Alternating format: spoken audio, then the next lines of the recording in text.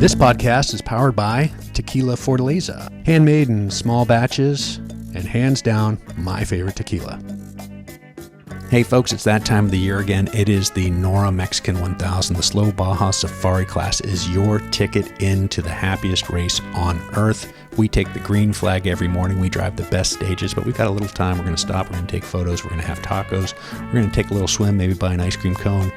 And we're going to get back across the finish line in time for a shower and get cleaned up and watch the racers come in. And then we all go to the big fiesta each night, have a fine dinner, and back at it the next day. It's 5 days to get from Ensenada to San Jose del Cabo. We start on April 30th in Ensenada, and we end up with a huge beach party May 5th, Cinco de Mayo at San Jose del Cabo. It is a major league adventure, and the Slow Baja Safari class is your ticket in. For more information, NORRA, that's NORRA.com, or you can always message me through Slow Baja. Hey, well, thanks for tuning in today to the Slow Baja. I am on the Baja XL Rally. I'm currently in Pescadero, Baja California Sur, at a beautiful house, and I am sitting in my Scheel Man seats in Slow Baja, my mobile recording studio, letting the breeze blow by, letting the birds chirp, and these Scheel Mans are just so comfortable. So I thought I would sit here in the shade and record this introduction to this great show.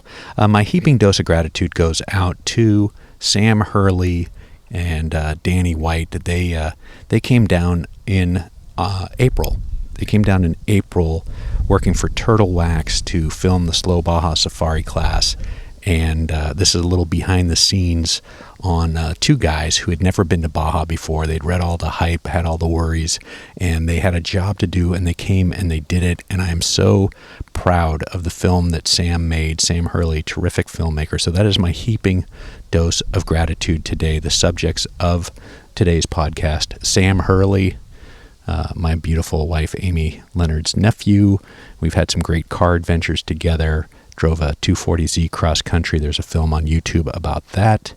And Danny White, who managed to get Sam all the way down the peninsula and all the way back, documenting the Slow Baja Safari class. And the good folks at Turtle Wax for putting their money behind my crazy idea and sending Sam down to film me. And if you haven't seen the film, folks, it's called Experience Slow Baja. It's on YouTube now. There's a link in my bio on Instagram. There's a link on the featured section at slowbaja.com. So check it out. It's a great look at the NORRA Mexican 1000 Slow Baja Safari class, and Sam recently released part 2, which is a behind the scenes of all that, and I just love it. Okay, so I am currently on the Baja XL Rally. I've got a couple of other folks to say thanks to. Baja Bound Insurance. I know I talk about them every week. They're a sponsor of the show. They really are the best, and I do want to say, hey, thanks to Baja Bound Insurance, to Jeff Hill for dropping a couple tacos in my tank, letting me get some gas to get up and down the peninsula on the Baja XL Rally. 3,000 miles in Slow Baja is a lot of gas, and I need to thank those folks for doing that. My friends at Tequila Fortaleza, Big G and Billy, thank you so much for supplying Fortaleza tequila, the best tequila in the world. It wasn't all that long ago that nobody knew about it, and now you sell every drop you make, and you are still, I cannot believe it, you are still sending tequila with me, Slow Baja, to share with these folks who love Mexico and love tequila and maybe didn't know about your brand before I started sharing it with them, but now they are hooked. So thanks, Tequila Fortaleza. Scheel Man seats, Toby Pond, man, these things are the best. You know, you made me a deal I couldn't refuse, and I'm so glad you did, and you were so creative in letting me take care of the payment side of this. And folks, if you've been thinking about upgrading your rig, Scheel Man, you sit on them, it doesn't feel like anything special, but let me tell you, after 12 hours of bouncing down dirt roads in Baja, you get out feeling great. So thank you, Toby and Scheel Man USA. Thank you very much. White's Boots. You know, I've been wearing a different brand for a long time. I got a pair of White's boots. Just needed a pair of rough suede Baja boots, and they had the boot that fit the bill, and man, they are amazing. They're perfect straight out of the box. I thought I was going to be breaking boots in this entire week. White's boots. handmade Spokane since 1850 something. Get some if you can find them. And last but not least, my friends at Seeger. Reached out to them. They've got this fabulous old school tent. You know, I don't like camping, folks. I've told you that. I don't. If I can get a hotel room after 12 or 16 hours in Slow Baja, I'm going to take it. But there's some nights that we needed to do some camping, and I have long disposed of my tent and my sleeping bag and all that stuff. And I'm really in love with this old school yellow A-frame tent. And I reached out to the boys at Seeger, and they were kind enough to make sure that I had that tent and some Seeger swag for this trip. And right now I'm sitting in the sun, currently in the shade, but I'm sitting in a Seeger sun shirt. I've wanted a sun shirt for so long. It makes me look like a pro fisherman, except that this one has this really cool pearl snaps, and it's Western cut, and it's got 2 pockets, and that's a must. If you're over a certain age, you need 2 pockets when you're in Baja, and I'm delighted to have this Seeger swag. And thanks, boys. Really appreciate you contributing to Slow Baja. Okay, without further ado, Sam and Danny, and a little behind the scenes of a couple first-timers to Baja having a major league adventure. I hope you enjoy the show.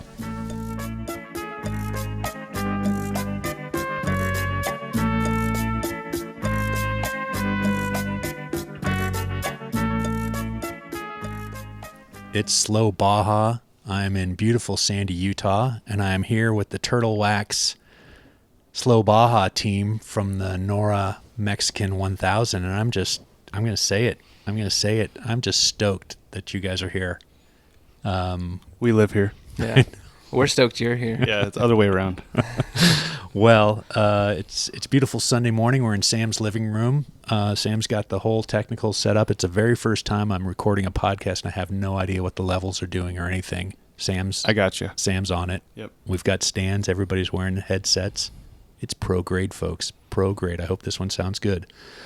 The reason I've got you guys here today is really just to dial in a conversation about your thoughts, your experiences on the NORRA Mexican 1000 as 2 guys who'd never been to Baja before.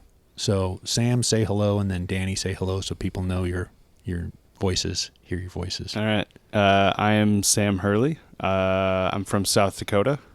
I don't know if this is the intro I'm supposed to give. Yeah. I've lived in Utah for about 9 years now, but I'm a photographer by trade. Freelance for a handful of years now, and as Michael might have alluded to, I've been doing a little bit of work for a rally driver who just raced in Baja, I think for his first time last year, but still a fairly new job, so we'll keep that intro short. So, yeah. And the other connection here is Sam is my wife Amy's nephew. Yes, so Michael Slow Baja is family. I've watched this young man grow up. True, yeah. No actual blood connection to Slow Baja, but by marriage I am related to Slow Baja. And I gave you a Leica, so that's all you need. Indeed, yeah. I have a permanently loaned Leica that has supplied many film photos, an M6 for the film books that I so much love to make. That is the photography that keeps me interested and alive in the photo world. All right. As well, I guess I should add, the company that I've worked for the most as a freelancer, the handful of previous years, is Turtle Wax, and that is our connection with this year's NORRA Mexican 1000 and Michael's title sponsor for this. And we'll get on to that in a moment, but Indeed. Danny, say hello. Hey, hello, I'm Danny White. Well, I've known Sam more or less since he moved here. We met not through Baja or anything to do with it, old BMWs, and became buddies and roommates, and over the years have kind of transitioned. And let's see, I met you, we came to San Francisco, and I met you, and I saw the 40 sitting in your garage with boxes on top of it, and at the time I had a Land Cruiser, I had an 80, and I looked at that truck and I was like, does he drive this thing? And Sam started telling me, oh, he drives it. And it didn't look like it at the time. It's a small garage. It is. There's not a lot of room in there. No, so. It's a little snug and side to side there. But yeah, so I've been fortunate to make some good relationships over the years and some rad opportunities. So, well, yeah. you pulled up in a beautiful FJ80, FJZ88, FZJ80, whatever those Nailed things it. are called. Remove the Z for the nerds, but yes. Well, we went to the Land Cruiser Heritage Museum yesterday, and I heard somebody refer to the FJZ, and I've never said it that way. Well, let's get on to the task at hand, boys. Sure. We had a darn good time in Baja, and I really want to get you guys to just be honest and open about your thoughts, preconceived notions. You know, when I talked to Sam about doing this project and pitching it to Turtle Wax to have Sam follow me, he said immediately, well, I need a driver. And of course I suggested to a friend of mine who's, you know, a professional videographer and wants to go to Baja as well. And Sam's like, nope, I got Danny. End of discussion. Mm-hmm. If Danny's available, he's doing it. And so what were the first things that you thought about as worries, fears, things to get off your chest? You know, neither one of you have been to Baja, but Danny, you grew up in San Diego, right? Yeah, I grew up down in San Diego, and growing up, we had crossed the border quite a few times. We never went too far south, you know. TJ, of course, growing up with friends and family here and there. Went to Rosarito, I think twice as in my youth. But I've been in Utah now, almost 12 years, and I didn't even have my passport prior to this trip. You know, back when That's right, I forgot. There was a crush to get your passport. Mm-hmm. It was a tight one. But prior to this event, I mean, you didn't even need your passport when I would cross the border. Right. But I never went that far south either. So it was a little alarming at first when I started to sit down and sink in, like, oh, I'm going across, and you hear some stuff, you hear rumors, and you know, the news kind of makes things sound, in my opinion, worse than they really are. And old, extremely touristic old people giving you notes on how they always get stuff I had stolen. a fun conversation with an older couple that claimed to spend some time in Mexico regularly, and they put me a little more on edge than I think I needed to be. But yeah, I called Sam and I was like, hey, do I need to worry about this? Do I need to, you know, like, what's the situation? What do I need to prepare for? What sort of worries were they filling your head with, if you don't mind me pressing a little bit? No, you're fine. What I was told the most was, make sure you have $20 to $50 cash hidden in one pocket, and then some in your sock, and the fake wallet story. Yeah, that situation. You're going to have to pay people off. You're going to have to, you know, quite a bit. And yeah, I mean, skip too. No, that never happened once. So I just want to address that because I helped somebody make their first female solo trip to Cabo recently. And I saw all the advice that was getting heaped upon her at this Facebook group. I won't name it. And I just sent her a message and said, you know, if you have some questions, I'm happy. I spent a lot of time in Baja. I'm happy to help. And this question comes up a lot. What do you do about the morditas? It's called bribing the police officers. What do you do about the corrupt cops? And I said, in my experience, since 1984, on my very first trip in 1984, we got pulled over. I was in the back of the pickup truck riding back from Rosarito from a dinner in Puerto Nuevo, lobster dinner, and we got pulled over, and it was supposedly illegal to have somebody riding in the back of a truck, which, if you spend any time in Baja, that's about as bogus as it gets. Yeah. My cousin was in the front seat. His girlfriend was driving because the two of us had been drinking and she hadn't. He quickly offered a $10 bribe. That was that. And fast forward to 2021, where I got pulled over for rolling through a stop sign in Santa Rosalia, and the police officer took my driver's license and had me follow him to the police station, and a 2-hour-ish standoff transpired, and a very strange result came from that, where no money changed hands, and I was free to go. So, hold on. Is that the story that ends in someone thought you looked like their father and cried and let you go? Because that might not always happen, but that's a much better end of the story. So again, it was just a strange situation. I don't have any experience getting pulled over. I did get pulled over. I had rolled through this stop sign at 10:30 at night on a Sunday in a little town that had no traffic, and the police officer saw me do it, and he took my license, and I thought, it's late. We still have a couple hours of driving. I would have preferred to have settled that infraction on the side of the road right there and to have been on my merry way as rapidly as possible. But he took my license and I had to follow him to the police station, which the drive to the police station was long enough to give me pause and up a a windy road to say, is there really a police station up here? Is this really good? Is this guy going to get my truck? So all these thoughts do go through your head. But as it turns out, there was a call made to a supposed judge, and the fines were levied, and I thought they were outrageous. So I suggested that I wasn't going to pay, and 2 hours of sort of that going back and forth, the police officer motioned me around the corner. I'm assuming it was out of the eye shot of the coworkers, or his coworker was playing Candy Crush pretty intently, though, so I'm not sure that she was actually watching everything. But I thought maybe there was surveillance, that he wanted to step out of the view of the surveillance camera. And he motioned, this was, again, January of 2021, so we were wearing masks, COVID, and he motioned me to pull my mask down. And when I did, he started crying. He teared up and started crying.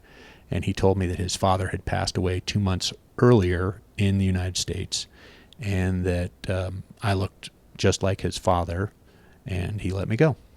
Gave me my driver's license back, and I got to go, and That happens. That happened. So the point of this was what to do. I've never had money in this pocket or that pocket, or a fake wallet, or whatever, a strategy to deal with the supposed corrupt cops that are after you on every corner. And I did, upon leaving the police station, I reached down into the back of the Fortaleza stash in the truck in Slow Baja, and I pulled out a bottle of Fortaleza, and I set it down next to the police officer, and I said, have a drink with your dad tonight, and got Ted, the Baja visitor, and we got the heck out of there. So the answer is impersonate an officer's father. Deceased father. Yeah. Deceased. Deceased That's father. key. That probably could get you out of it. So. Well, no, but the point is, what is that? 30-something years apart. Yeah. 2 incidences in 30-something years of driving. So I don't know how many times I've been pulled over in the United States, but I'm assuming it's a few more than that. And again, I haven't had any real problems in Mexico. So first topic we've addressed. It was, I think, our first day driving south, once we crossed the border, I had a couple bucks that I put in my shoe, and then in the door card of my truck, I had some cash too. And by the third day, I was like, this is absolutely a waste. And we had already done. He got a blister. He's like, what the hell's going on? Yeah, it wasn't worth it. No, I pulled my shoe off, and I soggy wet, some money. I was like, yeah, this is. It's hard to pass that money. Bartenders don't take soggy shoe money. They didn't want that, no. But we had driven a few hundred miles at that point, a few days down, and I've instant change of heart, I guess you could say. I was like, I feel as welcome here as anywhere. Everyone's happy to help. I can't communicate well. I don't speak Spanish, and I still. By the last day we were down in Cabo, I was on my own a full day while you guys had been taking care of some stuff. And I went and got my truck washed, and I went and got some tacos and a drink, and the whole time oil change too. I went and got an oil change, and I had a smile on my face, and I felt welcomed and at home and comfortable. And yeah, it was a very different experience than the preconceived notion that, I had something to worry about. And not to say you don't have to be careful, but it's a much more welcoming place than... Yeah, and you were driving a brand new, beautiful Toyota Tundra pickup truck. Yep. That's not something that, as people would say, oh, I'd never take something that nice to Baja, Yeah. So back up a little bit. Sam, we conversed quite a bit about what you needed to do once Turtle Wax signed on to send you guys down to cover this momentous adventure. Mm-hmm. We conversed quite a bit, and you had a lot to do. You had to get the truck prepped, Danny prepped. I'm sure I recommended Baja Bound Insurance, and the FAMA that you guys had to get. You had to stop across on the Mexican side of the border, and then come back in and get your tourist's visas. Did that all go down? Because I was supposed to be with you, and then I ended up babysitting my truck in the shop in Ensenada, and going to wine country. I think you guys connected with Ted Donovan, the Baja visitor, and came in that that group, if I'm not mistaken, correct? Yeah. So the difference in our transportation was either renting from a company that I'm not remembering and doesn't get a promo out of Las Vegas because we didn't use them. Mm-hmm. It was a 5th gen 4Runner that was quite well outfitted to be used wherever and allowed to go to Mexico, which is one thing that's kind of hard to find. It's hard to find a rental vehicles, yeah, and especially being outfitted. So there was the balance of that in the budget we were able to use, or using a similar amount for prepping personal vehicle for Baja. So talked to Danny. He confirmed that he could go to Baja, and if I remember correctly, it was a balance of it's not that I want to take my truck, but I want to take my truck. Like, I trust my own truck a lot more than I'm trusting a random one that I'm finding. And like, anything that happens kind of happens, but at the same time, like, I'd rather be in my own vehicle. And it's rad to have your own car somewhere else and say, like, yeah, this truck went to the bottom of Baja with me. So speaking for Danny there, but yeah, so we were able to use it. I think we got some nice front shocks. If you'll see our video later, damn those rear shocks. So prepped them a little bit, got some nice lights, and that prep was on the way on that front. And then getting to the border, post Danny getting his passport. So you guys drove from Utah down to San Diego in one day. Straight down the 15. We stayed at a nice hotel in the Bay in San Diego. And the next day we met up with your crew. Yes, Baja Visitor. Is that his Instagram? Yeah, Ted Donovan, the Baja Visitor. Shout out. Yeah, we got Baja Visitor Ted. He's a pretty good tour guide. Yeah, he's good. We had Bronco Privateer. We had Jim Lofton. Hello. Yeah, we had Rats. Yeah, and the Silver Lady. Yeah, and Eric. His 1987 FJ60. Yeah, Eric, and then what are they?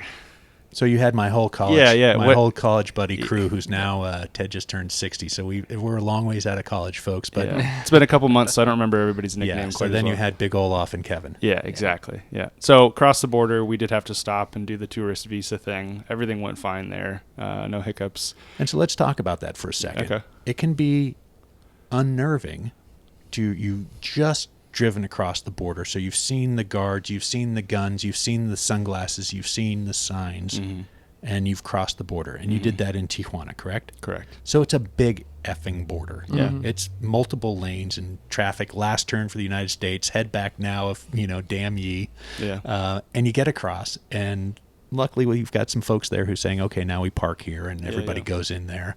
But it is a little like, I've done it a couple times solo, and I've got a truck full of stuff that's all open. And so, you got to walk inside and do this thing. But it only takes 5 minutes. Yeah, I mean, I think we had a couple little hiccups that were our own fault or just not understanding. But yeah, it's like you get hit with a little bit of a wall of, everybody is now speaking mainly Spanish. They'll test you with that first, and obviously, like any other country, if it's a no habla español, or if you're asking them if they speak English, and then going from there. And I think the closer to the border, usually most border stations have multilingual employees. Yeah, so at that point that was fine. Dealt with it and on to tacos. So yeah, it's definitely the rush of getting hit, like, oh shit, we're doing this now, and then the slow ease past that. Yeah.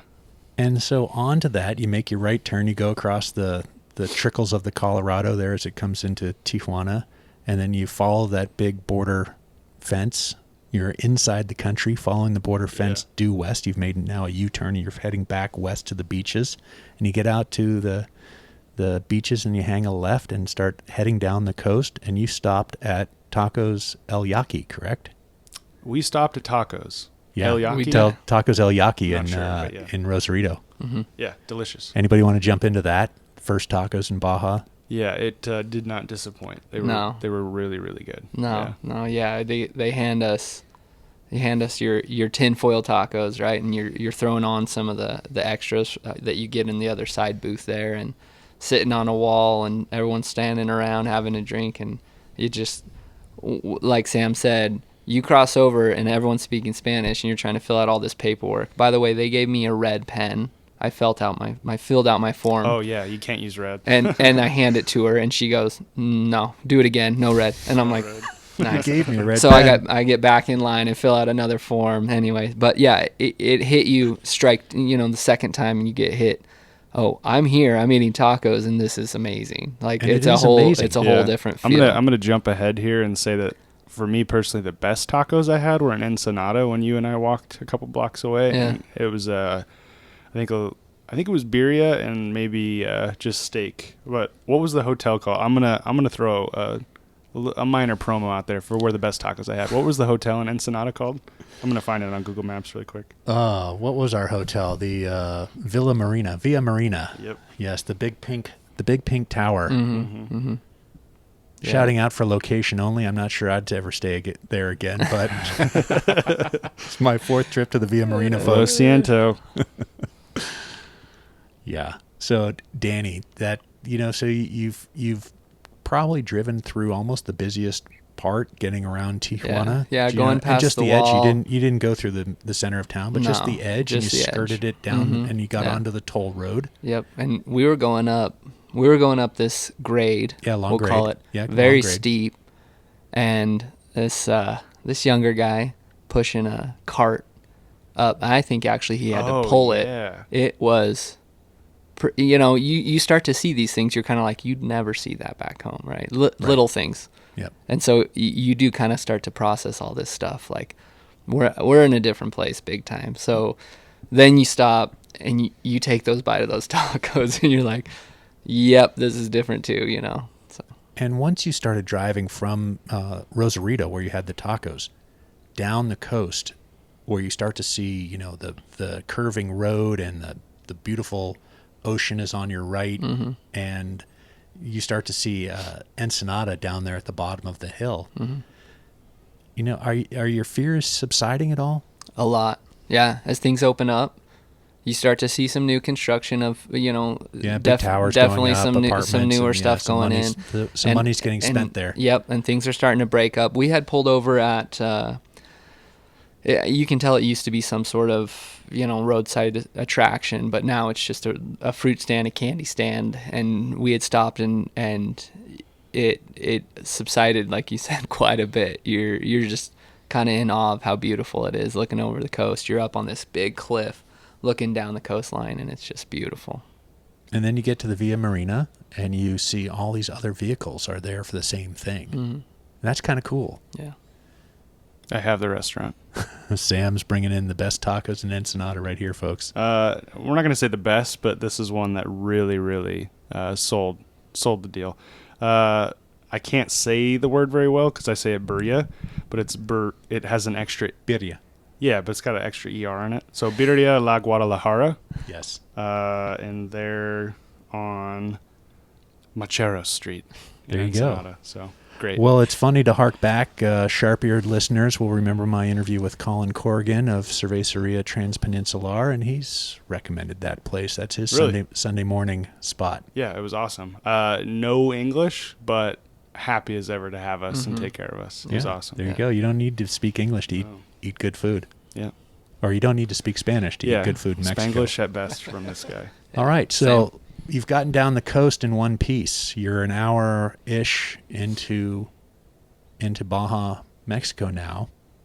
Preconceived notions are flying out the window with a good taco or 2 good tacos from El Yaqui, and you've arrived in Ensenada. What about we ran into a few places like toll roads. Uh-huh. What was it, like 5 cents? Oh, yeah. No one told us about like the tiny payment toll roads. Yeah, it's that like were 25 cents, and then like there was $2, one that's like like $1.25. $2, No, Yeah. $2.05. Yeah, Okay. You yeah. better have your nickels. So you could, Yeah. the closer to the That border was you were- one thing that we were like, oh, we got to tell people, bring loose cash of like $20 in ones and quarters. Yeah. And they kind of went away the further down we went. Sure. Yeah. Yeah, after Ensenada, you're done. Yeah, and they still took American dollars Yep, they did, closer to the border. So, yeah, there's little tiny things like that. But, yeah. You can spend U.S. currency you can spend it all the way through Baja. If they take the conversion rate is more favorable in the north than it is in the south. So it's not going to be as favorable for you to spend dollars as pesos the further you go. But you're right. On the toll roads, that's something that Slow Baja should talk a little bit more about for folks who are driving down. Yeah. Have some small bills for the toll roads. They haven't gone automated yet with the credit card swipes. Yeah, it's not much. It's just, Yeah, inconvenient $2. if you $2 didn't have, here, yeah, $2.05, the small what have stuff. you. Yeah. Exactly. All right. Well, next stop, we're in Ensenada, and you're seeing some hustle and bustle. You're seeing lots of vehicles. We've got a job to do. We've got to get Slow Baja through tech inspection and get some stickers installed, and then we had Before they take that damn photo. Yeah, we muffed that, but I didn't even see the photo, so I guess it doesn't matter. yeah, we didn't get all the stickers on. We got the one important one. We got one turtle important wax one. on the hood. What's on the right side. What's the title sponsor, Sam? That's turtle wax, and the one sticker I did get on. So even the video that you took of me at the Good Luck Amigos sign at tech inspection, I mean, you're stoked and all that, but I'm there. I mean, I wasn't visibly mad, but I can see Game myself. face. Yeah, I'm just like. He was focused. It was, everybody was everywhere. No one was here. We finally pushed your car up to the photo spot, and I said, I need to put this fucking sticker on because it's not going to get put on otherwise. So we got the one on. It worked. Yeah, you just saw through the weakness of my team. There you go. Or the talkativeness of the you. highly distractible nature of my team. Yeah. I'm obviously talking or solving some problem for Yeah. somebody someplace, or pouring a Fortaleza, if it's non-drive day. And so the mundane details of getting the truck totally trimmed out before we got that first photograph, or even staying with it to get it inching up the line. Totally. Yeah, well, I'm glad you're there, Sam. We got it done, and like I said, I couldn't find that photo, so it didn't really matter, and I got 1,000 of our own photos, so all good. Well, let's get back to in the hotel. Very blue room. Yeah. It was probably really cool 20 years ago. Uh-huh. So that is a sweeping generalization that I'm going to throw right out, that I just say most of the rooms in Baja are to some degree similar to where we stayed in the Villa Marina. Mm-hmm. A little bit of age, they were built a few years ago. Maintenance budget might not be, Starch budget for the seats is high, though. Or the sheets. Sheets, Yeah, not the seats, starch. yeah. Sheets are well starched and bleached, yes. And that's just par for the course. I think that's just the way most of Baja is, and to find something that's different than that, I think is truly exciting, and that's when I always like to level that Slow Baja approved on a spot that is trying harder, or is different, or is doing something that's truly, Yeah. It seemed like there higher were effort. Yeah, it seemed like there were a fair bit of new developments, like even that, I don't know if it was a Holiday Inn that was in Right around Ensenada. the corner, yeah. Yeah, and right then there, brand new. what was the town after your first shock debacle, a little ways down the coast, where it was a marina that we got to stay in a really nice hotel where we all got dinner late at night right before they closed. We somehow got the master Super King suite with multiple rooms and double bathroom and and 3 balconies. I got to rip my shocks apart in the parking I lot on think the you ground. I think you were talking about Loreto. Yeah. That's That- a pretty nice town. Yeah. So, yeah, I mean, and I'm sure you get to Cabo. It's certain ones that have more tourists. You're going to find way nicer places. That hotel was pretty nuts. Right. Yes, it was. We were there for 4 hours. Yeah. So, can you talk a little bit about the road conditions, the driving from Ensenada south? We went to San Felipe, so across to the Sea of Cortez side, and then we started down the interior east coast of Baja, folks. So from Ensenada, took a great drive down the coast to Santo Tomas, over the hill to the edge of the Pacific, down to Erendira, cut back across to Valle Trinidad, Valley T, as the off-roaders like to say, to Valley T, a dirt road. So we're all on dirt roads now. Down to Erendira, across to Valley T, another fabulous taco stop there at, we call it Valley T Tacos. I think it's El Rancho or... Con queso as well. Tacos con queso. So good.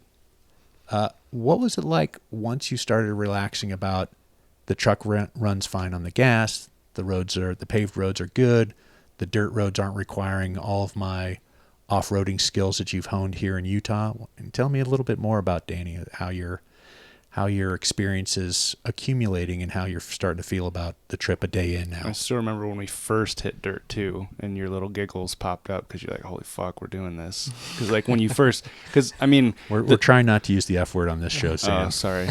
Hey, editor, bleep it. Holy frick, man. Yeah, you hit the dirt, you're giggling. It becomes real. I think at that point we had skipped ahead because we were like 2 or 3 days in, and then finally we hit dirt, and it's becoming real. We tried to jump ahead of you so we could shoot you passing by. But how did the driver feel? Mm-hmm.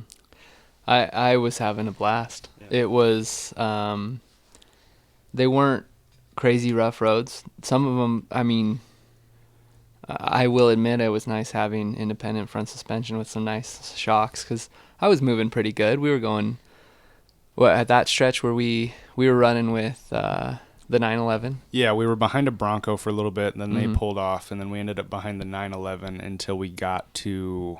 Is there a specific name for the kind of cliffside drive? Lookout point where we got all those shots. Brian was telling us. Yeah, so that's Erindira. Mm-hmm. Okay. Yeah, so that was our first coastal run from Santo Tomas south of Ensenada. Then you take a right and drive well over a dirt hill mountain, and then down the coast into this fishing village, Erindira, and it's just beautiful. Yeah, we turned right and went past some homes, some village little area, and up over this hill, and the road got a little worse, and we were able to, it opened up though, and then we got past that Bronco, and I got to go a little faster and have some fun. He's like, yeah man, you got to get ahead of them so we can get up to this spot. Until day 4 when I got mad. You kept going faster. a little faster. What happens in the car stays in the car. That's what Ted and I always say. Until you roll and it flies out of the car. Just kidding. Yeah. That didn't happen. No, it didn't.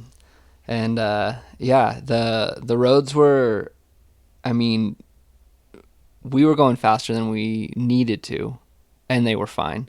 It was nice. I've driven plenty of trucks with solid front axles. Maybe not as comfortable in some of those trucks, but with the right speed, no problems at all. You don't even need 4-wheel drive for the majority unless you get yourself in a pickle. Yeah, a little silt. You might be nice to have 4-wheel drive, but obviously you were with the Porsche 911 Rally 911. Shout out to Sheriff. Sheriff, yeah. Great. And Carl. Yeah, Sheriff and Carl down from Oregon. So that car's obviously 2-wheel drive without a lot of ground clearance relative to your truck or to my Land Cruiser, and that they were on it pretty well. And, and we had broke a few things. We had some stretches where the road split, and we're both going, I'd say, pretty high speeds, neck and neck, and he really was pushing that thing and doing well, doing really well. Yeah. Well, the Slow Baja Safari class, folks, is supposedly limited at 60 miles an hour. So that's what we were doing, about 58. Yeah, the Stella Tracker, will let that. NORRA know if you're exceeding that speed, and fines and levies may be applied at NORRA's discretion. But what I'm getting to is. Again, and a lot of people have notions of what they need to drive on dirt in Baja. And I think what you found is what I like to tell people. Basically, you may be driving there and you're tricked out overlander, and a local guy is going to come by in his, 25-year-old, 30-year-old vehicle, typically on 3 ball-dish tires and maybe down 1 cylinder with his whole family and a few friends in the car. So it could be, a 30-year-old Mitsubishi pickup truck down 1 cylinder running on 3 only with 3 bald tires, and they get through just fine. Mm-hmm. Yeah. It's like I kind of emphasize my point is if you want to drive fast and you want to kind of get wild, it's nice to have some of the high-end stuff, but it is so far from necessary. I have a mostly stock FJ60, and it's rust in the fenders, the whole deal, exactly what you'd expect out of a good old Toyota, 40-year-old truck, and I would feel more than comfortable driving that thing down there. Yeah. I'll have to get you down. Yeah, I think it would probably just be kind of the basics or preparedness. Like ground clearance is nice, but like backup things. Like even in our case, we found shocks when our rears got messed up. Yeah. But like if we had an extra set of shocks, or we had obviously your spare, like little preparedness things, but it's not even like, that was me pushing the truck. I don't have Right. limiting straps on the rear end, and I was definitely going faster than I should have been, and that whole rear axle was dropping all the way down, and it just ripped the threads out of the top bushings of my Fox rear shocks, and that was more me pushing it harder than I should have, especially day 3, like Sam had mentioned, and then the truck not being up to being down there. So having spare shocks, I'd say it's probably excessive at that excessive, point. Maybe but like one extra, like you always see the Baja trucks, especially the Shelby Raptors that have 2 in the back and only go to the mall. Like they have, like say 2 extra wheels. Like that could be a good thing. I got that.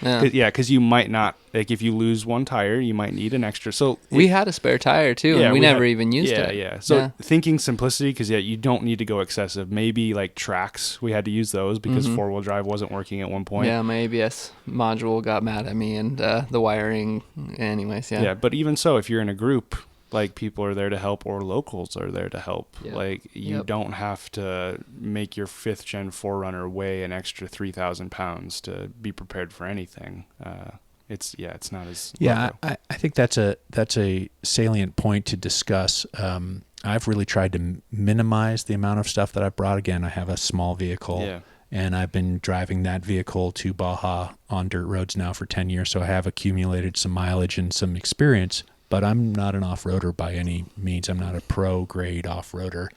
And I think what you're saying is, or what I like to say to people is, make sure your vehicle is sound, that it can drive down the road without overheating, that it is well-maintained, that more critical. The fluids are not leaking out at great rates like they were on mine on this trip. So keep the fluids in the vehicle where they're supposed to be, and have a good set of tires. And I think that's important. Again, I really pressed my luck, and I'm thankful for NORRA and to Yokohama for a set of tires for this year's event. But I was running around on 2007 all-terrain TAs, and they were hard and they were great. But I was probably pressing my luck to be driving those things for that long with that many miles on them. So really, it does distill down to proper maintenance of your vehicle, whatever that vehicle is, a good set of tires, a proper spare tire, and again, if you have space and funds, whatever spares you want to carry. But you were able to, after you blew your shocks, both shocks, separate days, but after you blew them, you were able to go to an AutoZone and pick up shocks that worked, right? Yeah, they got us home, Yeah, and even without, like when we were running on 3, it really wasn't even that bad for a minute. But I had to take it out completely, just the nature of the brake. It was remove the shock, drive on. I do have some helper bags back there, so I think that helped cushion a little, but there was a lot of sway without 2 rear shocks, and we were able to finish out that day and get into town, and I had to have some patience, but no issue, and there was a shock waiting for us when we got there. Yeah, and again, I'm not sure that folks understand that any sizable town is going to have an auto parts store. Yeah, there was AutoZone, no O'Reilly. I'm an O'Reilly guy over AutoZone. I'll say it out loud. But AutoZone were in most major cities. I think we even saw some of turtle wax. Yeah, I bought some Mexico specific turtle wax with Spanish on it. That was pretty cool. Cool. And it helps to have been in a vehicle that we saw a lot of down there. A Tundra. I mean, a lot of Toyotas. So you're going to have a little more option there, I think, on availability. But any major manufactured vehicle, you're going to have a lot of the parts accessible. Here at Slow Baja, we can't wait to drive our old Land Cruiser south of the border. When we go, we'll be going with Baja Bound Insurance. Their website's fast and easy to use. Check them out at bajabound.com.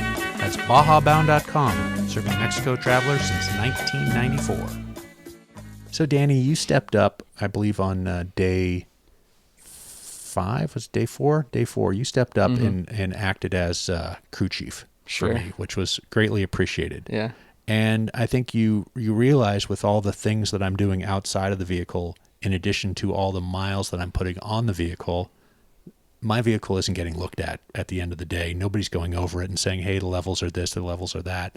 I took a half-hearted swipe of the oil without even wiping the dipstick and putting it back in. So I pulled the oil dipstick, saw a little lump of black on the bottom, and said, yep, we're good to go. And that was after a 16-hour day on 4 hours of sleep. Yeah. And, got back in the truck the next morning, and we're at the start line at 6:30 and took a 7 a.m. flag and got 25 miles up a hill and went, you know what? We got to pull over. This thing's making lots of noises that it never makes. And I was having fuel delivery problems as well. And so on the side of the road, you changed, I'll say it right there. You changed my fuel filter, which was dirty and clogged and nasty. Right. So I had a spare fuel filter, of course. And you had oil. Yeah. So you added as some Instagram FJ40 owner in Paris said to me, that's like pouring water into I had oil for your Tundra. My Tundra, not for an old tractor. Yeah, exactly. And he said that's like pouring water into your engine. I said, when you're dying of thirst, any water will help, and you just needed to get down the hill. When you hear the engine going glug glug glug through the oil pan, you're definitely critical. We were low. So at that point, I decided, you know what? Yes, I'm supposed to be leading this class, but more important, I can't kill my vehicle to run to lead the class. So we turned around, went back down the hill to Loreto, and pulled right into the first major service station that we found, which was a Michelin big commercial nice operation, nice building. But it would be like driving into any 6-bay corporate mechanics shop here. But the difference there is you pull in, you tell the guys, I'm in this event, I'm having this problem, I need your help. And what did they do? Sam, do you want to take it from here? Yeah, they had 3 mechanics. Yeah, they had cars full. Every bay was all the full. Racks, all the racks. All the racks were full. They jumped right to it. I think they jacked it up. One guy got under, checked that there weren't any fluids, confirmed that. Seco. I think the term is seco. That means dry. Gotcha. Yeah, there dry. you go. And then my personal favorite part was they didn't have the gear oil or whatever that we needed, so he quick hopped on his moped and drove over to AutoZone for us, and then came back and got it. Yeah, I gave him some money, and he ran to AutoZone. Yeah. So, and then from there, stickers and some free turtle wax because we had way too much of it, and they were stoked. Did you pay for anything? No. And that's the thing. They don't have to check with the manager. They don't tell you that there's an appointment next Tuesday. They can't take you until then. It's drop everything. The truck's jacked up. One guy's on a trolley or a roller underneath. 2 guys are looking at this. One guy jumps on the scooter and buzzes over to AutoZone, and he comes back, and it's filled with diff oil and engine oil and this and that. And we're on the road in a half hour. Yeah. And let's not forget, too, I was going to say, you mentioned with your fuel filter how dirty it was, which could have been a byproduct of the rust. That also caused a hole in your tank a few days before, and on a Sunday evening at 6 p.m., a local mechanic and his son welcomed us into his home garage to pull your tank out, clear it out, and weld it, and put it back in. No problem. Yeah. You paid him, but I mean, why wouldn't we? It was nuts. So that's another I think salient point. There are people who have skills and run businesses who are available to help. So if you have a problem, and heck, man, I've got a leaky fuel tank. That's a problem. I thought that problem had been resolved in the preparation for the event. It turns out that the gum. Yeah, it turns out that the handmade filter, handmade gasket on the fuel tank wasn't the problem. There was actually a problem in addition to that. That repair, I'm trying to put this politely, folks, that repair didn't work. The first and to describe that repair, it was bubble gum. Well, let's back up. So the first, there's a gasket on the top of the fuel tank, and the shop that was prepping my truck in Ensenada thought that's where the fuel leak was coming from. So they took it upon themselves to replace the gasket. And the first gasket that they made, because that's not a gasket that you can go to your local O'Reilly's and buy, leaked. And so the next day was spent making another gasket out of cork this time, and that gasket leaked. And so at the driver's meeting, I was discussing this problem with Kurt Leduc, Off-Road Motorsports Hall of Famer Kurt Leduc, shout out amigo. And he spit said, his well, gum out in your hand. Here you go. he said, ivory soap or chewing gum. Well, I didn't have the ivory soap, and I did have chewing gum in the car that was kind of old, but I had a pack of double mint in there, and I chewed it all up at 11 o'clock at night. And you and Kurt went into your car and started chewing it up and spitting. Well, I took his advice and just I was out in the parking lot at, again, 10:30, 11 o'clock at night, chewing a pack of gum and packing it in above, and that actually did fix that. Yeah. That it did solidify overnight, and that gasket stopped leaking. So that top part of the fuel tank was no longer leaking, but that did allow us to find that there was a hole someplace out of sight on the bottom part of the fuel tank. And again, folks, the fuel tank is directly under the seat, so it's not a easily accessible thing. You can't see it from underneath the truck. It's hidden underneath the passenger seat. We're literally sitting an inch or two above it. And so with gasoline dripping out from underneath the fuel tank, but not being able to see where that is, that means your seats are coming out. That means your center console's coming out. That means your fuel tank's coming out. And that all needed to happen at 6 o'clock on a Sunday night in San Felipe. And our man, my man, NORRA's man, Caesar, the San Felipe connection, put me on to a fellow, and we got to his shop, and he jumped on it with his assistant, and they pulled my seats and the center console and the heated elements and everything, all the wiring and all that stuff, and they got everything out, and they found the problem, and they drained the fuel tank, found the problem. And the thing that I loved the most was the local solution. How do you get the gas fumes out of the gas tank after you've poured all the gas out of the gas tank? I'll never forget this part. Before you start welding on the gas tank and blow us all up, you have to make sure that all the fumes are out.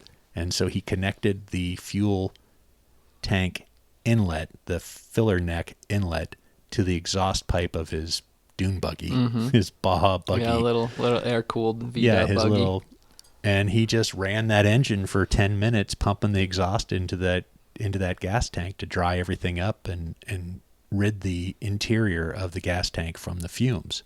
And then he tested it with a torch afterward. Yeah. Well, yeah. Make sure. So he set the fuel tank on a old shopping cart, exactly. Modified exactly shopping to cart. set the scene, folks. And then lit a torch and very deftly, standing out of the blast zone, touched the lit torch to the fuel neck opening to make sure if there were any residual fuel fumes there, that the explosion wasn't going to take us out. And once he realized that it was fine, and his boldness grew and his pucker unpuckered, he set about welding up the hole or soldering up the hole, correct? What would you call it, Danny? What's the technical term? Was it soldered or welded? He welded it up. Yeah, welded it up. He welded it up, and he killed it. It was I don't even know that there was much pucker, to be honest. He seemed to be going about it as if it were every day. So yeah, I razzed him a little bit, and I gave him the pucker sign. Yeah. He gave me a little laugh and a little hop, skip, and a jump, saying yes, he was puckered there on the backside as he was touching that. He approached it with a pretty calm demeanor, though. Yeah, and I think again the point was, here's a guy, this repair shop is in the front of his house. There's stuff everywhere, 6, 8, 12 Baja bugs, all sorts of vehicles, desert racing vehicles everywhere, and of course he's a desert racer himself, but he had the skills. And it's Sunday night, and whatever the entire duration of the repairs was, I think 2.5 hours is long enough. We were there long enough to go out and get tacos for everybody. Ted and I walked across the. And we needed to also get something at the auto parts store there, didn't we? I think you guys handled that as well. We just got gas, I think. Yeah, we had to gas. We had to get gas for it once because we drained your tank there. That's right. So we had to get gas and come back and then button it back up. And then we ate tacos on the hood while he kept working on the tank there. And there were dogs. a few fighting dogs. for scraps. Yeah. Yeah.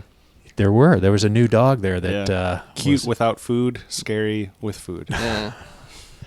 But getting back to what I'm trying to really drive home here, two guys who've not been to Baja yet, and this is end of day one of our event, and we're in a guy's front yard, open shop, and he's got the skills, and he's making the repair, and it may not be the same way that it would be done in a shop here, but the result was the same. Mm-hmm. The fix was fixed, and everything got put back together, and everything worked. My heated seats worked. My new Scheel Man heated seats, they worked again, and the center console got put back in the right place. My new Tuffy center console, and the new repair didn't leak.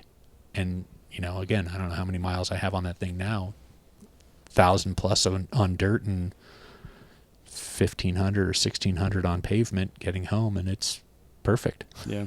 It seems like, I don't know if this is the right word for it or not, but just ingenuity in general. Like they're there. I mean, it's a byproduct of racing, and I'm sure Baja bleeds into that, because you could see they had a lot of stuff that leaned towards racing. But I feel like Mexico in general, they have their way of like getting stuff done and figuring it out, even with minimal resources. Like they're gonna dig in and they're gonna find it, and it doesn't matter if it's 6 p.m. on a Sunday. Yeah, it's to be applauded. It's pretty awesome. Yeah, it is to be applauded, and I think it's hard to convey that to folks who, are going for their first time. What happens if I get a flat? Well, there's a darn llanteria in every town. Yeah. Every village has a tire shop, so you're going to get your tire fixed. Somebody's Yeah. going to fix your tire, plug your tire, sell you a used tire in the right size if your spare is not the proper size. It might not be the approach you're familiar with, where you walk in and they say, oh, you know what? You need all 4 tires because you're all-wheel drive or this, that, the other. And Yeah, my Temecula location has that size. It'll probably be 2 days before we get here. Right. Yeah, it's a different approach, but it gets you down the road, and everyone's got a smile on their face in the process. So it's pretty killer there, how they're able to just solve the problem. And it's not, I can't do it to 100%. I can't do it as good as it was brand new, so I'm not going to do it, which is something you might see a little more up here. Yeah. Down there, we're going to get you going, and that's all that matters. And Danny, you have some experience in the service industry, Sure. working in automotive repair and service writing and all that, correct? Sure. Yeah. So you just saw we're just going to get you down the road, Right. Get it right. fixed, get it down the road. So we got down the road that night to our hotel, and then the next morning I thought was a terrific morning. We went to the Kenwood Legacy Lodge for a group breakfast. Again, shout out to Toby and Nicole Pond from Scheel Man, who picked up the tab for a group breakfast for the entire Shout out. Yeah. Safari, Slow Baja Safari, and the Rapido Safari, all descended on Lynn Cheneth's beautiful lodge there, right on the beach in Percebu, just 20 miles south of San Felipe. And what did you think when you rolled? I mean, it's kind of a little bit of a trek to get in there. You're down this dirt road, and you hang a left. I have an opinion. All right, let's hear it, Sam. So here's another recommendation. Make sure you sort out your nav either beforehand or while you have service, because this was one of the more inner grumblings mornings that we had. We, as media people, we tried to get ahead to be able to shoot you guys. We didn't have our maps sorted well enough for that day because we had a different race classes route.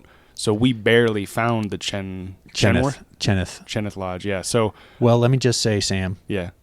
I feel your pain. I concur, because I didn't have the maps downloaded either. Yeah. And we're not going to dive into this on this podcast, but that was a NORRA email issue that everybody received two class maps, and our map, the Slow Baja class, was not easily downloaded because I downloaded it at the Kenwood Lodge on their Wi-Fi because I couldn't get it That's from how our you hotel. do it right there. But to add some positivity to that, while we were on the side of the road waiting for everyone to show up, which they didn't, Sam's doing his thing, getting his photos, being productive. I'm sitting in a lawn chair in the back of my truck watching all the other Baja trucks going by, the big boy stuff, if you will, the racers. And while I'm sitting there, I had 2 different people pull up, park next to me, hang out. I met a guy who grew up just right up the street from me in San Diego.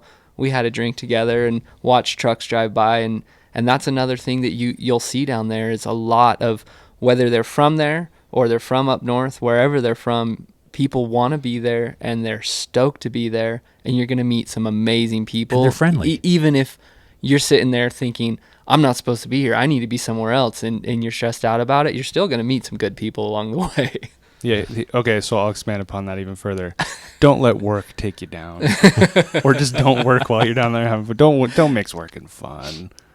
Just have fun. And we were only 10 minutes away from the lodge, but we had no idea where it was. Service, whatever. So once we got past that, it was all good, and we just stuck to your bumper the rest of the Yeah, that was maybe a little too close some of the time. That, we'll get onto that, folks. But that was an interesting day because the last discussion that I'd had with the race director at NORRA was we were starting from our hotel, driving through the arch and heading via the paved road directly to breakfast. And I was quite surprised to learn at the start of that, because again, I didn't have the GPS downloaded at that point for our route, so we were sort of going by the seat of our pants. I was quite surprised to learn that there was an actual off-road stage at the start, that we weren't just getting right onto the paved road to go to the Cheneth Lodge.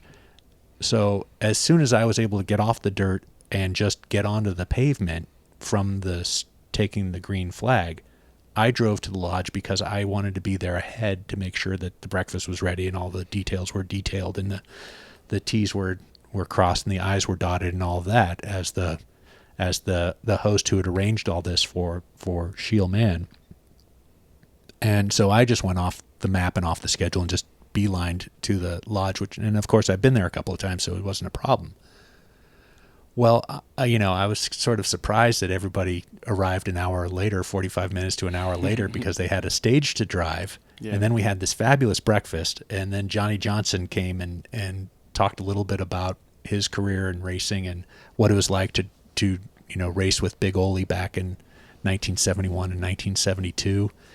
And Big Ole Big Ole had gone over already by then. Yeah, so, Big Ole went over on the first day. On the first day, that's right. At the end of the first day, coming into San Felipe. Yeah, and then maybe the third or the final day. So, Big Ole was there. Yeah. Big Ole was back and driving. They stayed I think they stayed in San Felipe and fixed. They were looking for a starter and a few other things. They stayed at Kenworth a little bit longer than everybody else. At Kenworth, he was having trouble getting it started. Yeah, so they needed to find a starter. And so there's another interesting story that through the vintage Bronco owners of Baja Club, they found the parts that they needed. So again, you're not going to go to your local O'Reilly's, and in San Felipe they would have a great collection of auto parts stores and resources, one of the best in that side of the country in the north. But they had to go to a totally different game plan to find the parts that they needed. And of course they found them within the day and got them in. Somebody gave them the starter and the other stuff, the flywheel and the things they needed to get that old Bronco going, and they got it. And they got it going, and they were right back in the event. And that's, again, I think, things that people need to hear. Mm-hmm. You're going to get your problem solved. It might take a day or two, but you're going to get your problem solved. And, on the Baja XL 2021, a fellow came down from Utah, and he had a big Dodge pickup truck and got stuck in the mud the first day and burned up the transmission. And so, again, I looked at that mud and said, I'm not driving out there. No way. But the course went there, and if you were in the competition category, there were coins to collect by driving that route, and I just said, no way, I'm driving around it. It's way too wet, and my truck's I'm not getting dirty. And he stayed in San Felipe for 3 days and had a transmission shipped from someplace in the United States to Mexicali, and then got a ride in a taxi from, in a truck taxi from San Felipe to Mexicali, picked up his transmission, which had been shipped down, and then got it. Then it took 3 days, but he got it installed and got back into the event. So there are solutions. It may take a bit. A lot of the taxi drivers down there too all said, "Oh, you're here with NORRA. Oh, I race too. I race." Yeah, they would tell us about their Class 11 bugs and stuff like that. A lot of them. So it's definitely a theme you see down there of support, because so many of them anyway are somewhat associated to family. It. Yeah, it's all part of the off-road racing family. Right. So after Cheneth, which was a darn nice spot, I just don't want to diminish that vision. Oh, it was great once we found it. Great. once we found it. We were able to dole and out delicious breakfast. Yeah, great and burritos. once we got rid of the other folks, we were able to bestow the riches that we had for our Slow Baja Safari class only, bestow all the gifts upon our class, the Adobe Guadalupe wine, the Benchmark Maps Baja Road and Recreation Atlas. And the Turtle Wax and- spray mist interior detailer and glass cleaner. And what was the other one they got? That was it. Was it just one? I thought No, everybody they got two. yeah, they He got listed them all. yeah, in interior one. detailer and glass cleaner. Let's say that one more time. Should I say it in my narration voice? No. I'm going to Turtle take, Wax. I'm going to take it from the top. And once we got rid of the pesky other Rapido Safari members, we were able to actually bestow the gifts upon our Slow Baja Safari class folks for their goodie bags for rolling with us. So they got the Adobe Guadalupe, beautiful bottle of white wine, and they got the Benchmark Maps Baja Road and Recreation Atlas, and Turtle Wax spray mist interior detailer and glass cleaner from Hybrid Solutions line.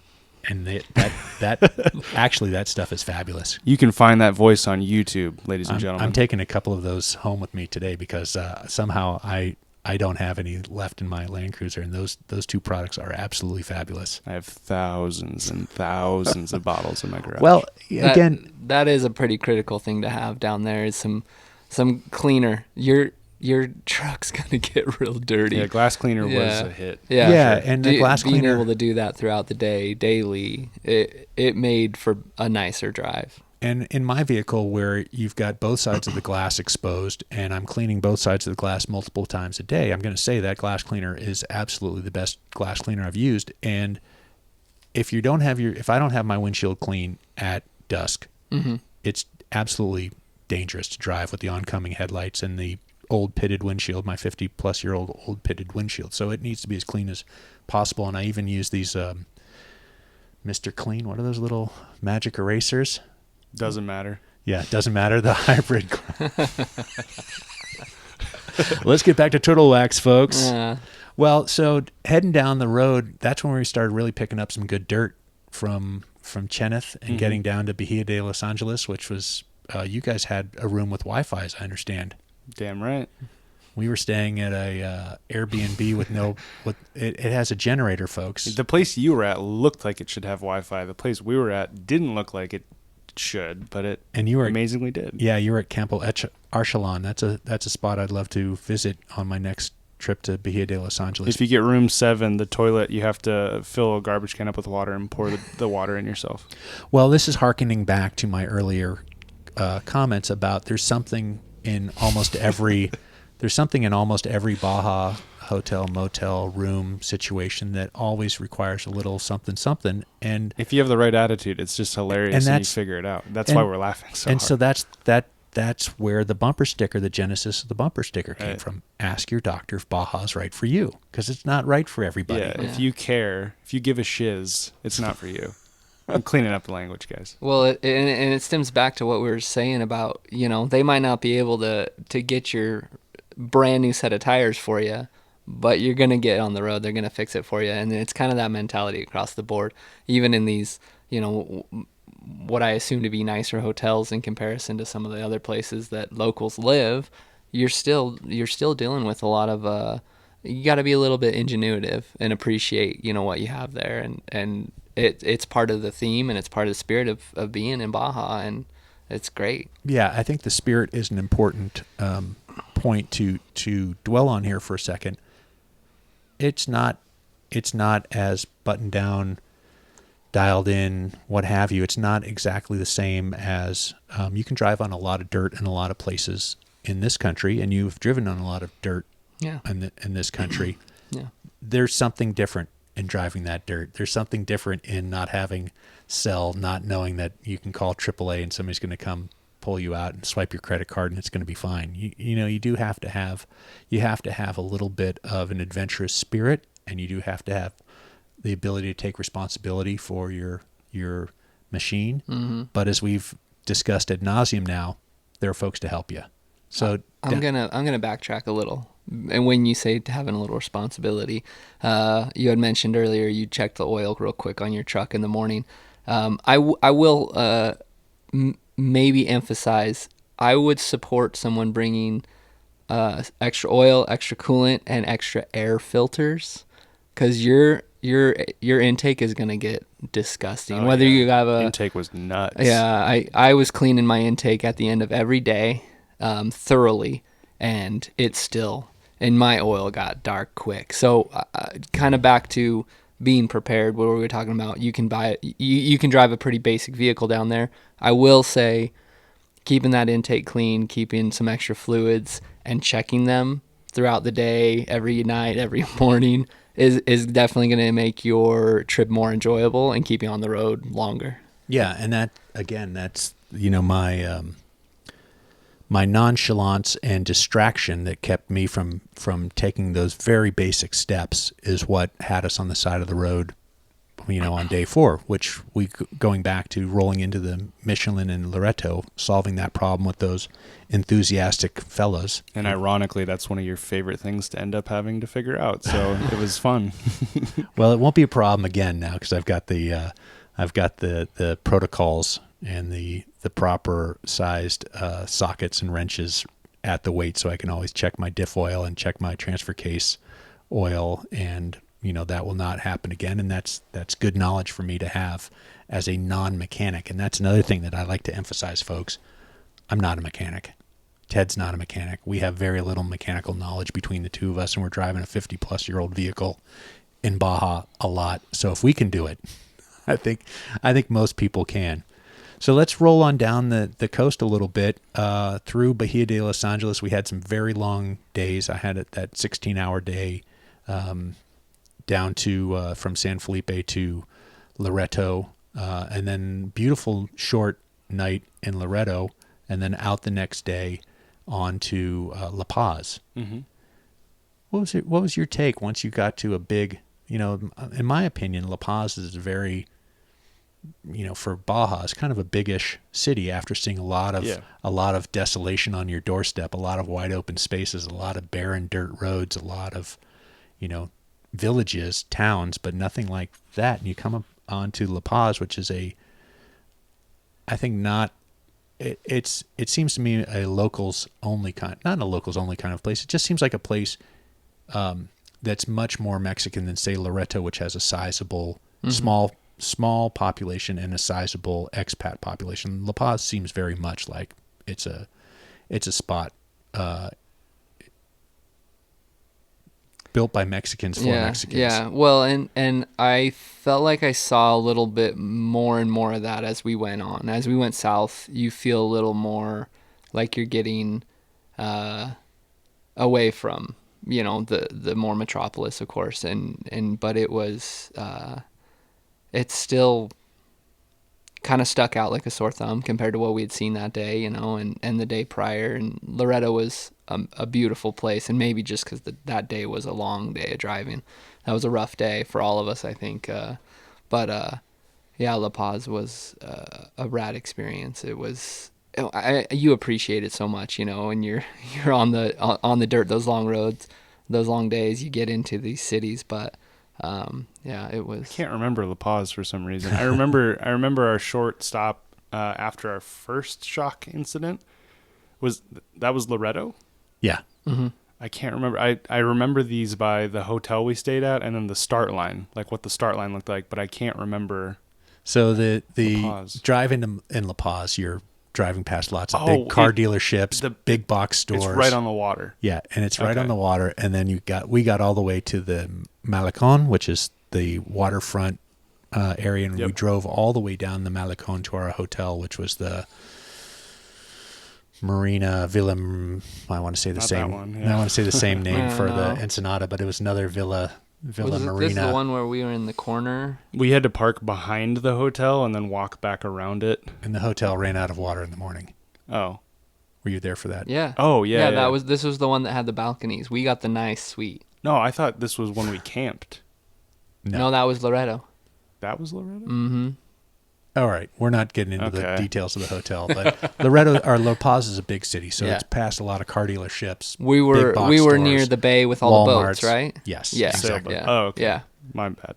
And another, again, not not a lot of time to see the town. We No, ate dinner at the hotel that night at 10:30 at night or something. It was quite a late arrival. In the morning, getting up though, as the sun was coming up over the I'll call it the bay. There was a bunch of sailboats and boats out in the docked out there, and we went the wrong way and had to turn around, but we got to see a little bit more, and we were following Baja bound, and we all kind of went the wrong way there, but as the sun was coming up over the city, and the roads were pretty nice through the it's very nice. Yeah, that's very nice. So that was the point there. That's like, it's a pretty nice city, and then we got down this. That was our nicest hotel by quite a ways. Danny and I each had our own private 10-foot square balcony. Yeah, to enjoy the sunrise.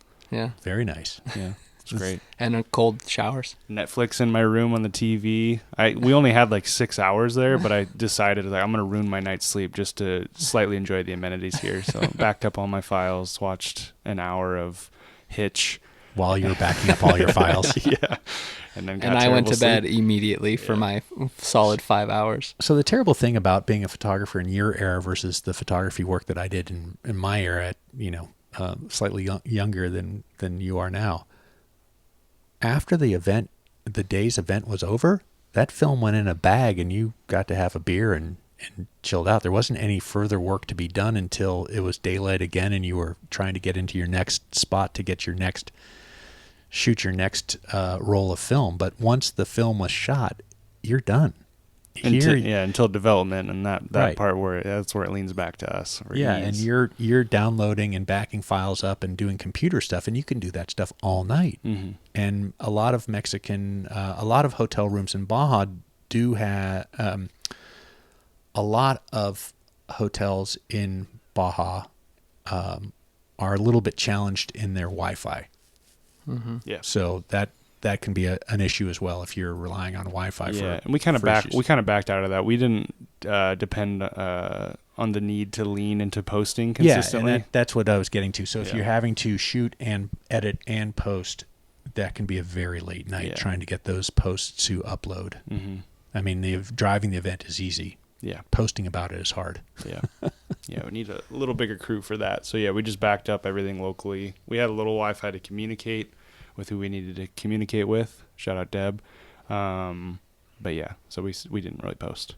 All right, and then getting down the coast the last day. It's a pretty good day.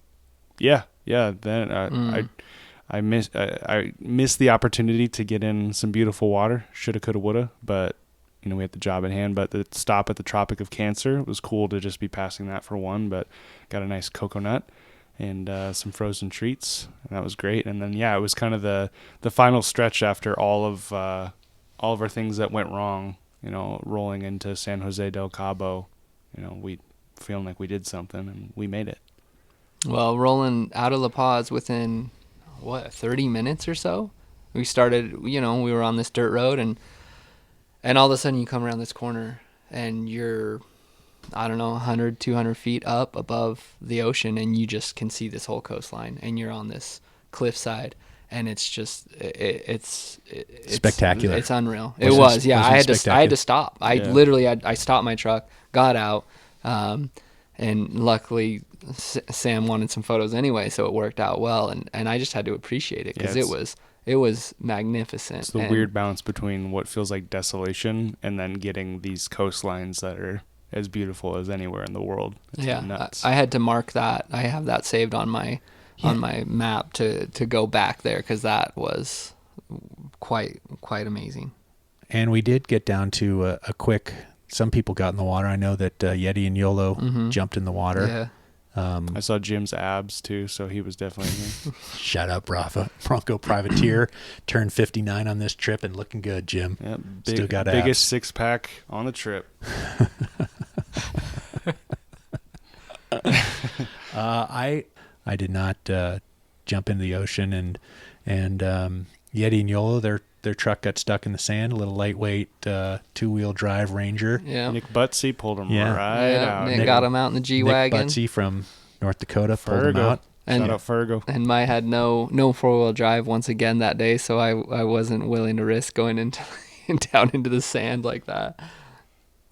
Well, let's get again another Another thing, Danny, that you were just sort of surprised at, if you had a preconceived notion, kind of wrapping up now, we've gotten to Cabo, had quite a diversity in terrain and roads, and that little last track that we drove was so spectacular coming down the coast. I wouldn't have wanted to have a trophy truck trying to catch me on that road. That would have been a very scary experience. Yeah, that was something we ran into a little bit on day 3, I think it was, and it all lingered with us. Road and the San Borja mission was a little hairier than I would have liked, with trophy trucks coming behind, and you guys were sticking right on my bumper. And I don't know if we need to really go into that. The smarter play probably would have been to abandon our schedule. Yeah, it was just unfortunate coordination in a minor way, because like the nature of our class was going slow and stopping to see stuff, so it's only natural that people are going to catch up to us, and it just was what it was. So pushing Slow Baja at 60 miles an hour on a dirt road, going 58. airborne with Danny 4 feet off of my rear bumper was more harrowing than either one of us needed, frankly. It was a good time. I had fun with it. We were testing our own ingenuity, so it's all good. And our guardian angels. Coming around that bend, though, and seeing that cliffside overlooking, it was just one more instance where I was like, I can't believe how lucky I am to be here on this trip. Top to bottom, I had access to everything I needed and more. The food was amazing. I never got upset stomach or anything.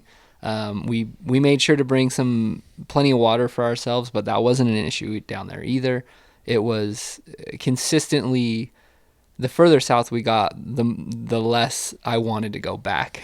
It just was more comforting, more welcoming, for sure. And it built on itself, of course, but it was all in all just not what I expected in so many positive ways.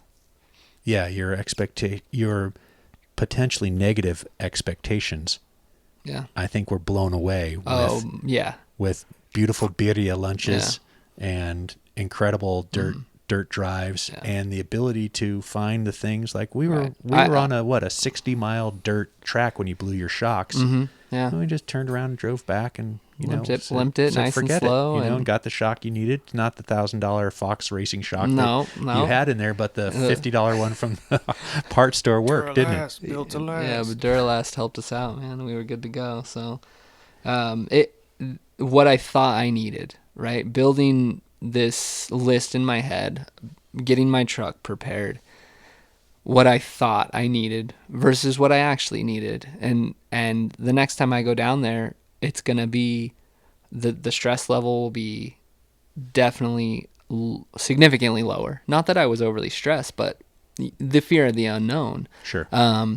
And I wouldn't hesitate to take my 30, 40-year-old Land Cruisers now. I wouldn't hesitate to be more relaxed and enjoy that. Especially, us doing some of these legs with the high-end race trucks put a little bit of a different pressure on the trip versus the high-end race trucks trying to pass us and get on with their high-end racing endeavors. I'm pushing not going slow like I'm we pushing are. my truck probably 20, 30 miles an hour faster than I should be, and they're still trying to eat me alive. So that was, I think, the only thing that had any stress for me the whole trip once I got into my comfort zone. And now going down there and not being worried about that factor of something chasing me,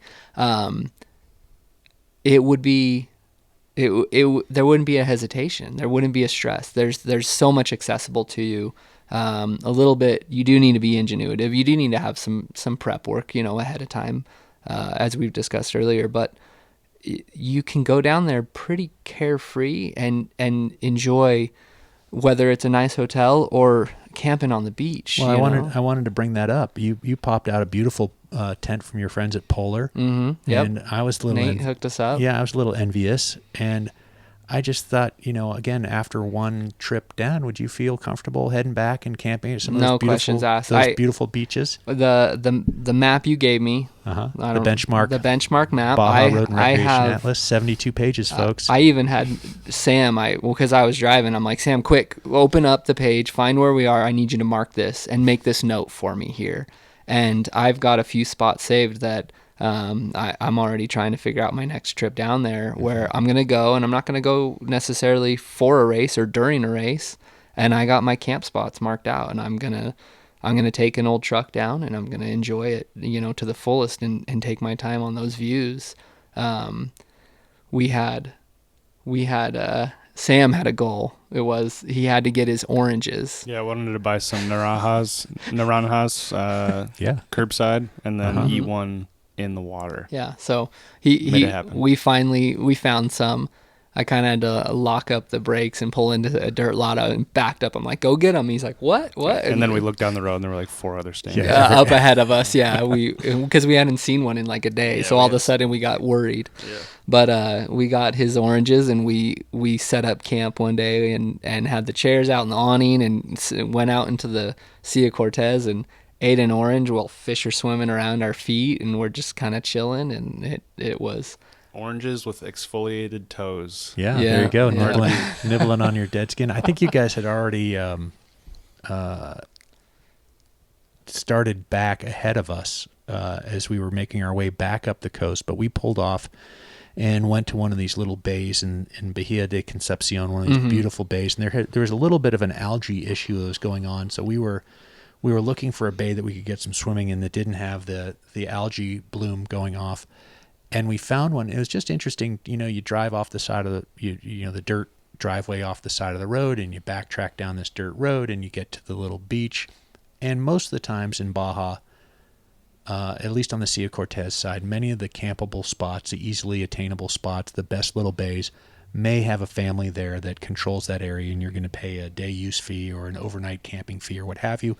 And there will be a little bathroom or a tiny little palapa that'll sell whatever, catch the day tacos. And I love that. And so we were in a little spot. Again, now we were 3 vehicles, because I think Big Olaf and Kevin rolled with you guys. Yep. So we were down to the two older Land Cruisers, my 71, Todd's 87, and Jim's brand new Bronco Privateer, brand new Bronco. And we had a day. The 6 of us had a day out there. And I was sure that we were going to have to pay a day use fee or something. And as we were sort of packing up to leave, here comes the guy trundling over. And, it just I didn't want it to be a scene. I didn't want to get strong-armed. You guys have been here for whatever, an hour, and you need to pay. And the guy was just so nice. Hey, how are you? What have you? And I hate to say it, 1 o'clock in the afternoon, we just broke out the bottle of Fortaleza and lined up the shot glasses, and we all had a ceremonial salute to his beautiful spot in the world. And he gave us a little Spanish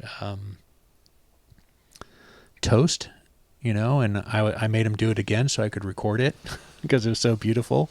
And then we gave him all the 6 shot glasses, and he was thrilled. And that was that. We didn't pay our day use fee. He just came over, and we packed our trash out and, made a new friend in the world. And I can't wait to get back there and see him again. And I think that's the other thing that maybe people don't understand, the friendliness of the local folks. Yeah.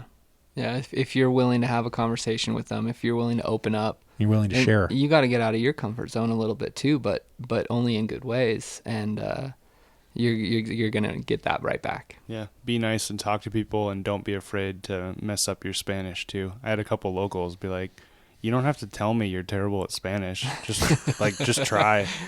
It's all good. Yeah. Especially when it's funny, because I'll say it in Spanish, like muy terrible or whatever, and then they'll cut completely to perfect English and be like, dude, just try. I'm like, oh, hey.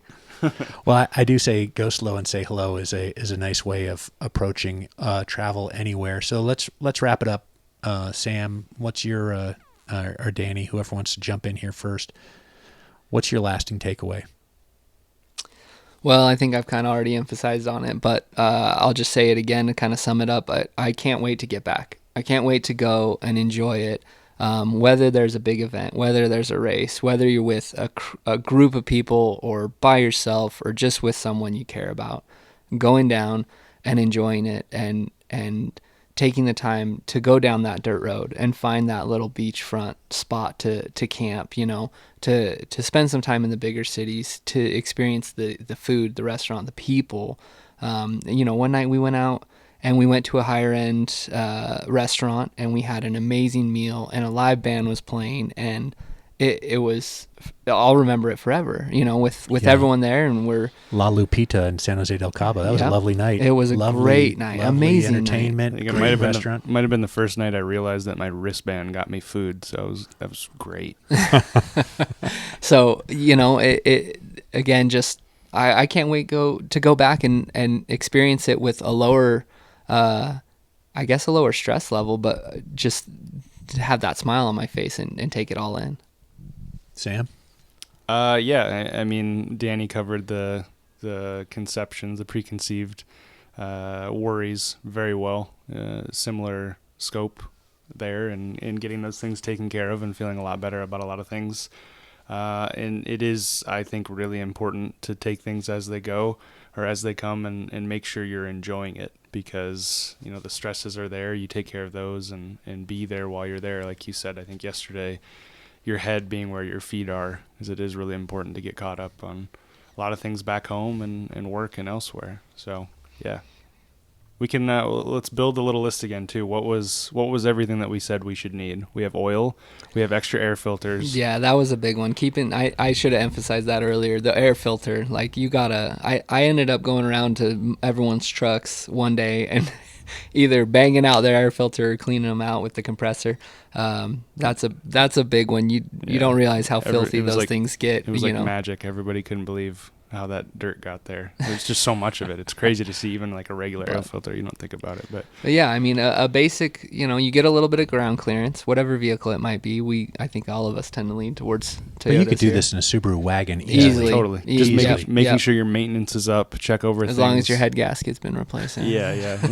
Check over your maintenance. Plenty of coolant. That's a little stab there to Subaru bros. Coolant, oil, just some really basic things that one day I did just drain my oil out. It was disgusting. After that, what was that long day? We had like 16 hours in the dirt. Yeah. That was San Felipe. I just drained my oil out. I didn't even replace my filter, and I put fresh oil in it. And I'm a little bit over the top, right? Not everyone's as stressed out about it as me, but I like my trucks to go 300K, and that's always what I'm shooting for.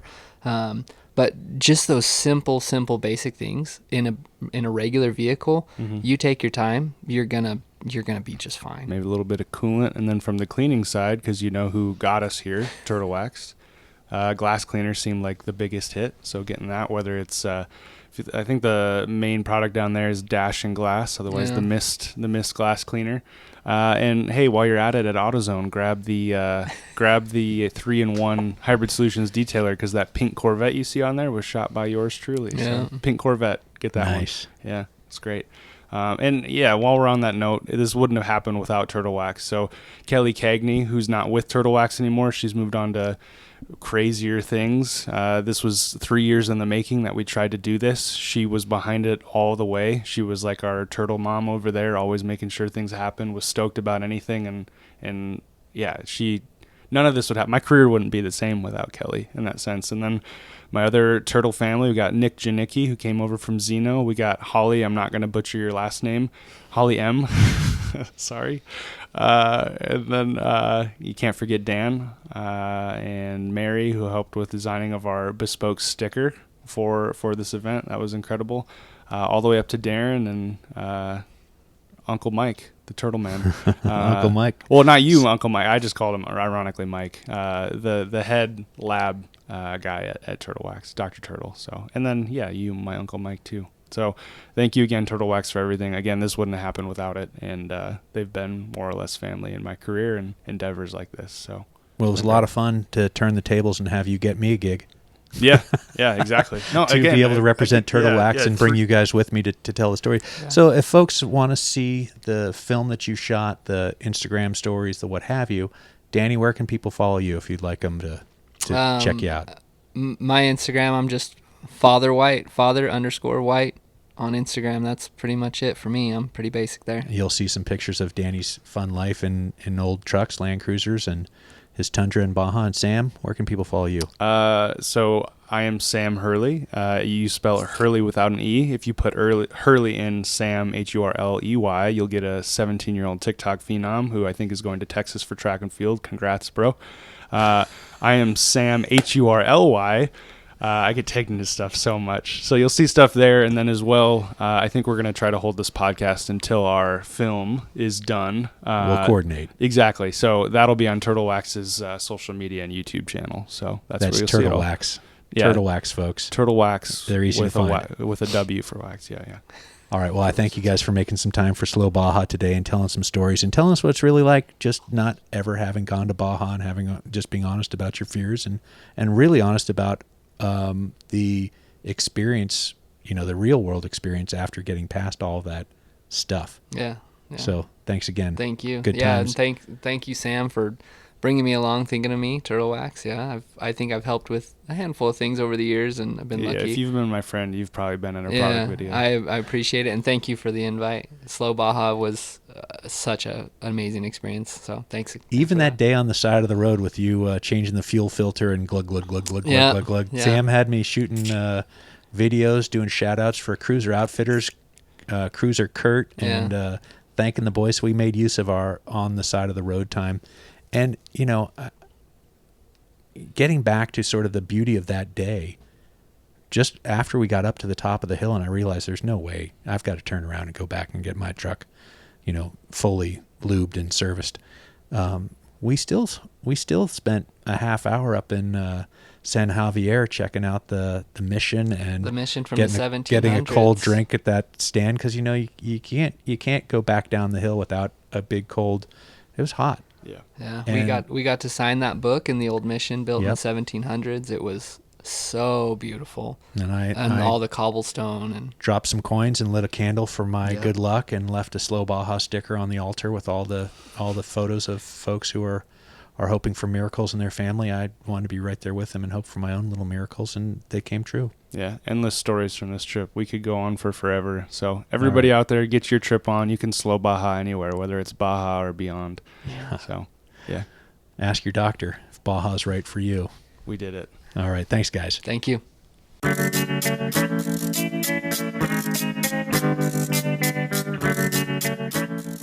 Well, thanks for listening to those guys talk about their candid conversation about their first trip to Baja. I've got another first trip to Baja with me, Christopher Kaiser, my podcast producer. He's riding shotgun, taking pictures, shooting video. We're going to start doing some YouTube stuff, so you'll be able to see more of Slow Baja from in the car and what we're doing on YouTube, building that up a little bit. So if you like what we're doing, you can see it all at slowbaja.com. All the episodes are there. You can drop a taco in the tank at the donations tab. You can certainly see where I've been featured, see the YouTube film, see the Toyota Trails magazine articles, listen to the podcast that I've been a guest on.